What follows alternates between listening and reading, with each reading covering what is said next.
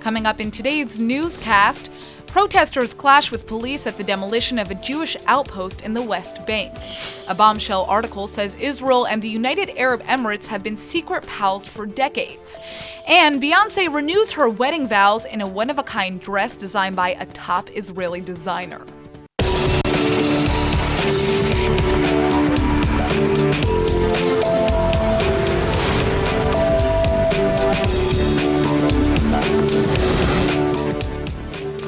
Firebombs from Gaza being flown over the border with kites have become a daily threat now. Officials estimate that around 741 acres of Israeli land have been torched by these Palestinian kite bombs over the last 2 months. Israeli firefighters just stomped out 17 separate brush fires in the area that were ignited by these kites. Where rockets have failed, these kite bombs have become a somewhat effective means of Palestinian terror lately. Though the resulting flames themselves haven't claimed any deaths, the damage to Israeli fields and crops is estimated to be in the millions of shekels. That being said, there have been some close calls. Just yesterday, children in an Israeli town near the Gaza border discovered a fallen kite with what appeared to be a small explosive device attached to it. Bomb experts were called to the scene and the device was neutralized. To date, there have been some 285 isolated kite bomb incidents, evidence of the growing tensions threatening to hurl Israel and Gaza into even more bloodshed. Israeli leaders are weighing a decision to authorize deadly force against Palestinians seen preparing or flying these deadly kites over the border. Others fear that this lethal response will only push the region to war or draw even more criticism against IDF policy. Meanwhile, not too far from the Gaza border, the children of Israel's city of Sderot are flying kites with an altogether different message. Sderot's mall has just hosted a therapeutic workshop to deal with the stress from these kite bomb attacks. Dozens of kids were given tools to design their own colorful kites bearing words of peace. Needless to say, these kids are setting by far the better example. Hundreds of protesters are rallying in the Jewish Netiv HaAvot outpost in the West Bank, a gathering that has already resulted in violent clashes with Israeli police.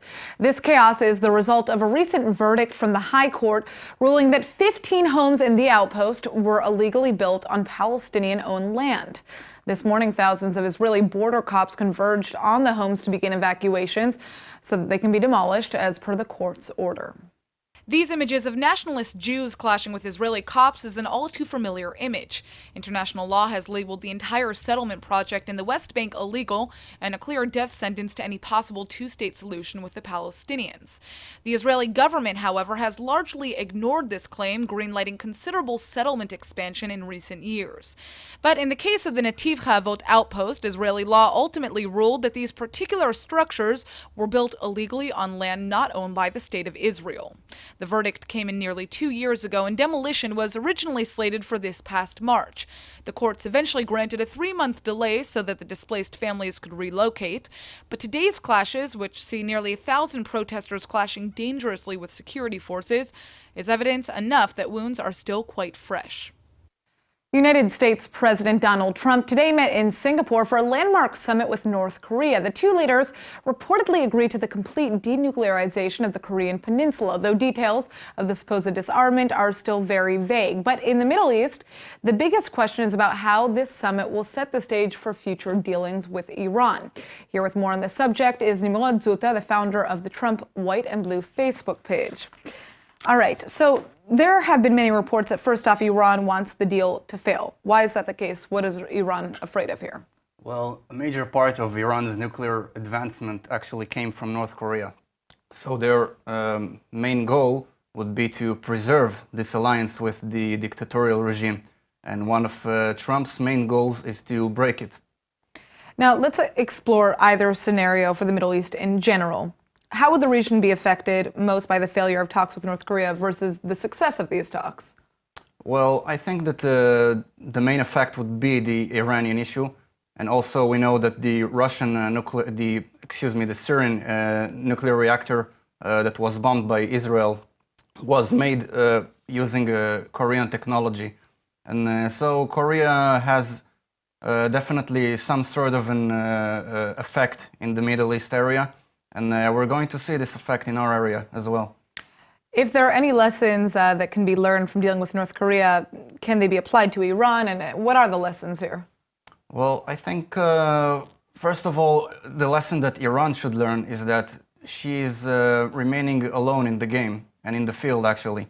Iran is losing all of its allies. We're talking about Russia that is now retreating, Assad that is now basically has also his conflicts with the Iranian forces in his area, and now they're losing North Korea as well. So this is probably the one last major blow, also after the canceling of the nuclear agreement with Iran. Now, some speculate that kind of the biggest difference between Iran and North Korea is perhaps Iran and its belief that, Iran is negotiating from a position of power. Is that true here? What is your take? Obviously, they would want to negotiate from a position of power. Power is their main goal. But unfortunately, they are using the negotiation for power. So they're not really sincere about their intentions about bringing peace or nuclear disarmament. This is why in the Korean case, we had to have a leader like Donald Trump that has the character that would rhyme well with this kind of a subject and would lead to denuclearization.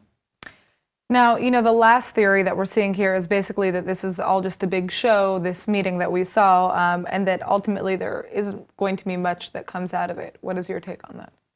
Well, we need to remember that Korea has fooled the West before, but if you know Donald Trump and his past behavior and character and abilities, then you know that if he would have suspected that this negotiation is a psyop, he wouldn't have even accepted it, even the talks. So I think we have really a great opportunity here for a world peace ushering in. Korea is now in a stage where they can't really fool anybody. They've lost their one of their facilities. They are lacking any kind of foreign reserve. I don't think we're going to see something drastic change in their current trajectory. All right. Thank you for joining us. All right. Thank you. A shocking article published by The New Yorker has just illuminated what could be groundbreaking details on covert Israeli affairs. The article dives into what happened behind the scenes between Israel and the Obama administration, as well as Israel's earliest interactions with the Trump administration in the early months of the campaign. But what's most shocking of all is that the article claims that despite no formal relations, Israel and the United Arab Emirates have held secret ties for almost 20 years. If true, this would be a truly shocking revelation. Prime Minister Netanyahu has often boasted of growing covert ties with numerous Sunni Arab states. But due to an unresolved Palestinian conflict, Arab leaders are reluctant to bring such a friendship into the open. The New Yorker article alleges that this friendship can actually be traced back to the mid-90s under the Clinton administration. Apparently, the UAE wanted to buy F-16 fighter jets from the U.S. Washington was worried that Israel would object to the sale, so when Clinton reached out to Israel about the deal, Israeli Ambassador Jeremy Issacharoff used it as an opportunity to talk with Emirati leaders directly. Following those discussions, then Prime Minister Yitzhak Rabin told Clinton that Israel had no problem with the sale. These modest beginnings apparently flourished over the next 2 decades as both sides recognized Iran as the region's biggest mutual enemy. Though the article's sources are mostly anonymous, top officials from former and current U.S. administrations, as well as Israeli leaders, are quoted in the text. Other bombshells in the article assert that Netanyahu began working with the Trump administration long before Trump took office, largely to undermine President Obama's Mideast efforts. Using an incoming uninaugurated president to work against the activities of an outgoing president still in office would be an unprecedented action to take. The article further alleges that during this time, Netanyahu secretly sent the head of the Mossad to brief Trump's team sometime before Trump actually took office. This infers that the meeting occurred behind the Obama administration's back. Most intelligence veterans say this would be a clear breach of protocol. Police have allegedly just received shocking new evidence in one of the probes into possible corruption by Prime Minister Netanyahu. This case, dubbed Case 4000, alleges that Netanyahu gave telecom company Bezeq favorable regulatory benefits from the government, all in exchange for favorable coverage of his family from Bezeq's online news site. Police received a major break in this case when former advisor to Netanyahu Nir Hefetz flipped and turned state's witness. New evidence provided by Hafez is said to prove that the Prime Minister's dealings with Bezeq were done on a regular basis with both parties' full awareness. Hafez has apparently stated that he spoke with Bezeq shareholder Shaul Elovich 6 or 7 times a day to oversee these quid pro quo deals. Prime Minister Netanyahu has repeatedly denied any wrongdoing in this affair, and indeed in any of the other allegations that police are now investigating. Police have already recommended criminal charges for the Prime Minister in 2 of those other cases. And for now, the Attorney General is still assessing the evidence to determine whether or not the state will eventually press charges. Just now, Netanyahu has been questioned by investigators for a 3rd time in the Bezeq case and confronted with the new evidence provided by the state's witness. The Defense Ministry has finally offered its recommendation for the future of ultra-Orthodox military conscription, and the clock is ticking here on this critical issue. The head of the United Torah Judaism Party has threatened to leave the coalition if a law is not passed in the next 10 days. And on top of that, the High Court has set its own deadline after dismissing the previous law as unconstitutional. ILTV's Aaron Porras is here now with the details. So Aaron, first off, what is the Defense Ministry proposing? So the proposal is basically to set a minimal annual goal for Haredi enlistment into the military. And basically they say if that goal is not satisfied at least 95% of the way, then they'll sanction those offending yeshivas with annually incrementally increasing amounts every year that they fall short of that number. And what are the targets here? So basically the targets for 2018, the proposed targets are about 4,000.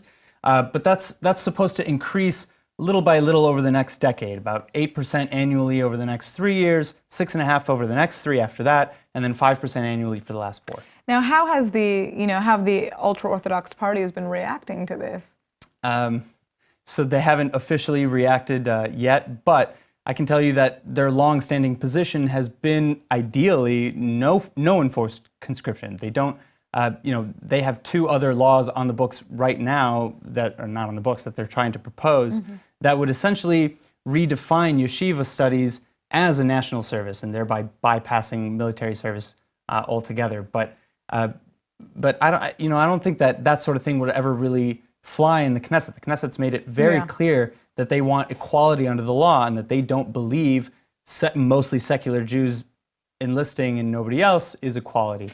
Well, that being said, are there going to be any exemptions under this specific proposal? Yeah, there will still be some. Some of the exemptions under the regular conscription law will still be included. They'll be adopted. For example, not having to enlist in the military until 24 instead of the original 18. Interesting. All right. Well, now we just need to see what happens with this bill. They just have to fast track the bill to becoming a law. Otherwise, we're going to be seeing some coalition breakdowns on the horizon. All right, thank you for joining us. Thank you.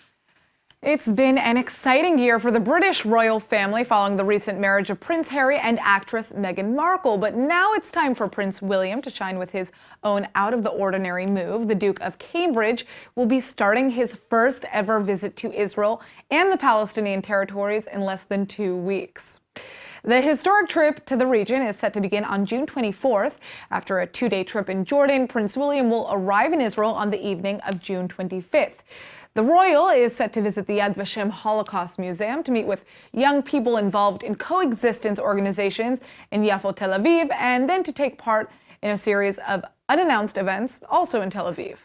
Now, the prince will also be traveling to Ramallah to meet with Palestinian Authority President Mahmoud Abbas, but on the last day of his visit to the region, Prince William is actually set to visit the Mount of Olives in East Jerusalem to pay respects at the grave of his great-great-grandmother, Princess Alice. Now, Alice is buried in the Church of Mary Magdalene, which is right nearby the walls of the Old City. The British royal family is, of course, emphasizing that this trip will be non-political and that Prince William's visit is really just going to be used as a spotlight to celebrate hopes for the future. And even though no member of the royal family has officially visited Israel, William's grandfather, Prince Philip, his father, Charles, and his uncle, Edward, have all made private visits to the Jewish state in the past. Israelis and tourists alike are getting a huge treat next month. Tel Aviv will be opening its doors to a brand new natural history museum of truly epic proportions. The new museum will amass about 5.5 million specimens of animal and plant species from around the world. And the museum itself claims that this will actually be the only natural history research center in the entire Middle East. Now, the project itself has been decades in the making, coming in at a price tag of roughly $40 million. But from the look of things, it will be well worth the wait. The museum is constructed in a massive arc-shaped edifice featuring flora and fauna from continents near and far. Of course, there will also be a special Mideast wing dedicated to showcasing the region's diverse natural beauty. But curators say there's a special attention paid to humanity's footprint on the environment, as showcased by the remnants of now extinct animals, such as the last Syrian bear killed in 1916 and the last Asiatic cheetah killed in 1911. Museum curators purposely decided to put the human exhibit called What Makes Us Human a bit off the beaten path on the museum's top floor too. This was actually done specifically so that religious attendees can easily skip the exhibit if they choose. Now, Orthodox Jewish theology typically advocates against the accepted theory of human evolution, generally taught in most Western schools. This topic is also largely excluded from religious Israeli schools, and even in regular public schools, it's often ignored. So museum curators didn't want to step on anyone's toes, but the exhibit is in line with the modern evidence supporting human evolution, offering the public an impressive glimpse into how we may have become what we are today. The beauty of our natural world is deeply complex, teeming with mystery, and entirely engrossing. And you can be sure that we'll be first in line when the museum opens in Tel Aviv next month. Archaeologists have just made another incredible find in the Holy Land, and this one is a literal treasure trove of insights into the past. It's an entire cave complex that was used for ancient burials during the time of the Romans. Check this out. אז אנחנו בעצם, אני עומד בתוך חדר כניסה לתוך כל המערכת הזאת, שרואים שאפילו בפינות יש לנו עוד פרסקו, איזשהו טיח מאותר יפה בכניסה, ובעצם מהחדר הזה מוביל לתוך חדר אחר, שבו כבר יש את מערכת הקבורה. בוא נראה. Inside this ancient burial chamber, you can see the assembly of burial crevices. The fact that they're decorated with all kinds of ceramics and stone ossuaries probably means that this all belonged to a wealthy family. One interesting and rare detail is that the inscriptions are written in ancient Greek. But craziest of all, this amazing discovery was made totally by accident. Construction workers in the northern city of Tiberias were developing a new neighborhood when one of the diggers happened to come across this stunning inner chamber. Experts at Israel's Antiquities Authority were immediately summoned. There's still a lot of research to be carried out, but what is clear is that this dates back nearly 2,000 years ago. Coincidentally, this is roughly the same time that Herod Antipas founded the city of Tiberias. Historians are hoping that the cave's secrets may illuminate all kinds of details about life in the ancient Galilee. Agriculture is big business. The world's gotta eat, right? But one of the most backbreaking parts in the biz is simply planting the seeds. My next guest is here to change that, and joining me now is CEO and President at Superplanter, Israel Harel. Thanks so much for joining us. All right, so tell us a little bit about the current methods to planting crops. What are the limitations? Right now, there's two ways to plant crops, either by drawing seeds or by planting plants, ready plants. There is many advantage in terms of agriculture that giving for plants, especially for vegetable, but today also for other crops like cotton, like sugarcane, because of the changes in the world climate. Right. The problem is that there is no efficient way to plant huge fields with the existing technology. And we need something that will be fast enough to plant just a huge stage. And that is the Superplanter. Yeah, so tell us about how the Superplanter works. We have this little video behind us. It is a device, a machine that owned by a tractor. It is the technology is fully unique and a new technology based on computerized control. It's all electrical power, and it is fully automated. So there doesn't need to be a person sitting? Just a person to drive the tractor. Okay. Even today, tractors can go also with the GPS. But of course, it will be one or two person to control. So what inspired you to work on this technology? It started from my partner as a founder, Nissan, who is and was a farmer who used to harvest big fields. And he found the need because they have a problem to plant big Quantities, yeah. quantities of vegetables, in his case. And he is a very creative man. He is creative also in other fields. He thought about it and he developed it. And it's already worked, the prototype. Yes, so where is the product in use right now? We finished the prototype. Nissan finished the prototype a few time ago. We planned the first field production for mass production. We have all the design, all the engineering, down to the bottom, down to the school, and we are ready to start production of the first field machine. And I'm assuming that's going to be here in Israel that you're going to be trying the system out, yes. right? Well, I mean, obviously Israel is very good at producing. There's a huge agricultural industry here in Israel, which is perhaps why the food is so fresh here. So this is a very, very good place to try a system out like this, right? Thank you so much for joining us. And for those who are interested in checking out what you're doing, there's a crowdfunding campaign, right? It's on peoplebiz.com. Yes. Right now we are looking to the finance for the production to produce the first machine. We already I invested to get to this stage. And we are looking now by crowdfunding, and also other way. We are open, and we are looking for partner to go together with us to the new future, to future. All right, well, check out Super Planner. Thank you so much for joining us. So much, thank you.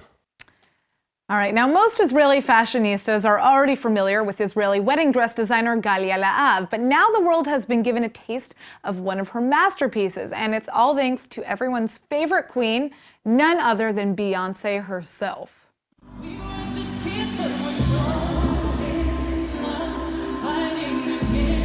Beyonce has just kicked off her latest On the Run tour along with her husband Jay-Z. Their first performance rocked Cardiff, England last week and treated fans to some sentimental footage of the couple apparently renewing their vows. The stars are of course dressed in white, but Beyonce certainly stands out in a Victorian number. And now Israeli designer Galia La'av has just revealed to the public that very dress is in fact the company's Thelma-style dress. The couture gown is actually inspired by Queen Victoria's 1840 wedding gown, featuring a Swarovski-embellished corset, billowing sleeves, and an off-the-shoulder cut. It's no surprise that the dress stands out. Galia La'av is known for her over-the-top designs and sells in over 40 stores across Europe, Australia, and the United States. In fact, Beyonce isn't the first star to don one of La'av's dresses. Last year, the entire bridal party at tennis star Serena Williams' wedding wore custom-designed Galia La'av gowns that were made right here in Tel Aviv. The Hebrew word of the day is brought to you by IDC Summer Ulpan, open to everyone. Well, here comes our Hebrew word of the day. The queen of all divas, Beyonce herself, has just donned a gorgeous Israeli-designed dress to renew her vows with Jay-Z. Now, if I had to think of one word to describe Beyonce, it would be Elah, which is how you say goddess in Hebrew. Attention naysayers, if you think Beyonce is anything short of a full-fledged Elah or goddess, then you better back yourself up. Did you see that first photo of Beyonce with her newborn twins? Elah, just Elah. Now look at the way she glides across the stage. Only an Elah can do that. The woman literally invented the word bootylicious. Now go ahead, check your Oxford dictionary, it's in there. That alone is Elah material. All right, let's go ahead and take a look at the weather forecast. You can expect a drop in temperatures tonight and again tomorrow, and a chance of thunderstorms in the north and center. The low tonight will be about 72 or 22 degrees Celsius, and then the high tomorrow is supposed to be around 83 or 28 degrees Celsius.